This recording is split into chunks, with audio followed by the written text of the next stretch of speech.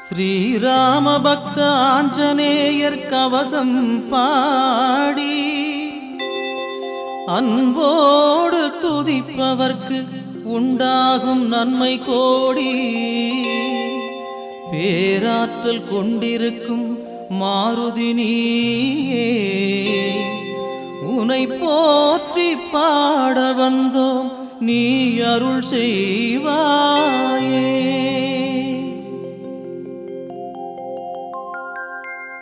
அஞ்சனா தேவியின் அருந்தவமைந்தா, அன்புடையோரை காப்பவன் நீயே,